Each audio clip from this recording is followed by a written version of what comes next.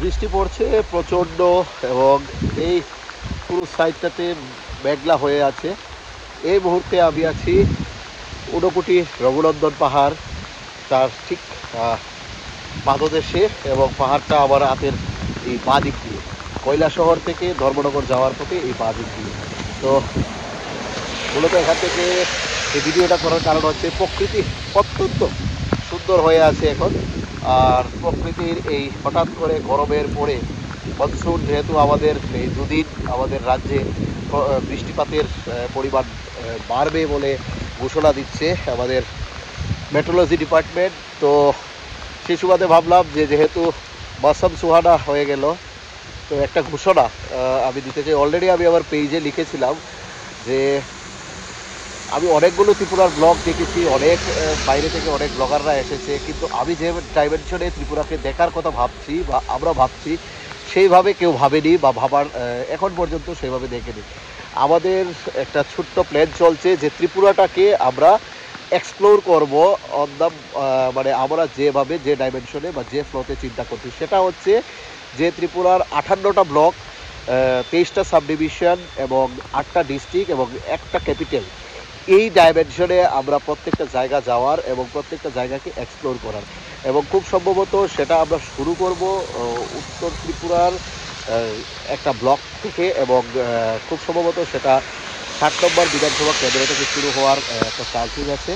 এবং সেই যে আমাদের সব থেকে ত্রিপুরার বৃহত্তম ব্লক ছিল সমষ্টি উন্নয়ন কেন্দ্র, সেই ব্লক এরিয়া থেকে শুরু করার কথা বা পরিকল্পনা চলছে।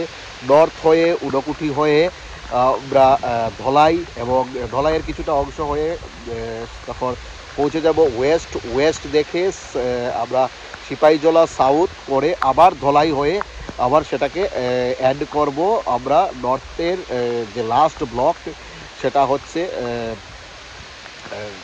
কদমতলা, অথবা আমরা সাবরুমে সেটাকে শেষ করার, এই ধরনের একটা পরিকল্পনা চলছে। তো যারাই আপনারা আমাদের সঙ্গে যুক্ত হতে চান আমাদের এই যে জার্নি বা এইভাবে ত্রিপুরাটাকে দেখার জন্য যারা প্ল্যান করতে চান, তাদেরকে অনুরোধ রাখবো যে এই ভিডিওটা যখন আমি আপলোড করবো আপনারা কমেন্ট বক্সে এসে কমেন্ট করে আপনারা যদি যে কেউ যেতে চান এবং কোনো সুইটেবল টাইম হবে সেই অনুযায়ী বেরোবার একটা প্ল্যান চলছে। সো মূলত এই রঘুনন্দন পাহাড়ে বৃষ্টির দিনে এখান থেকে এটাই মূল লক্ষ্য ছিল ভিডিওটা। রাস্তা আর রাস্তার এই পাশটাতে খুব সুন্দর, তবে আমার একমাত্র সাথী এবং দীর্ঘদিন ধরে যার সঙ্গে আমার এক অন্তরের সম্পর্ক তৈরি হয়ে গিয়েছে, আমার বাইক, আমার নীলু, এবং এই সে আমার দীর্ঘদিনের দীর্ঘ পথ চলার, এটা দিয়ে আমি অনেক জায়গায় গিয়েছি। আর এই সেই রাস্তা, বৃষ্টিটা একটু কমলো, তাই ভাবলাম এবার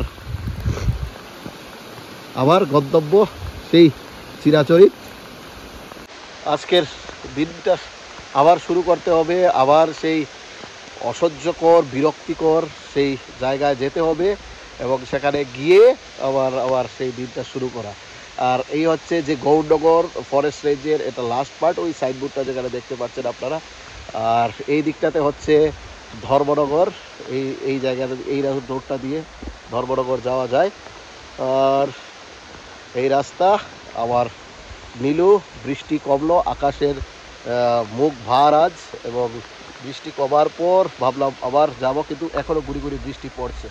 সো দেখা হচ্ছে খুব সুন্দর প্রাকৃতিক মনোরম এবং প্রাকৃতিক সৌন্দর্যে ভরপুর এই ত্রিপুরাকে দেখতে হলে বেরোতে হবে, বৃষ্টি আসুক আর ঝড় আসুক, শীত আসুক, গরম পড়ুক।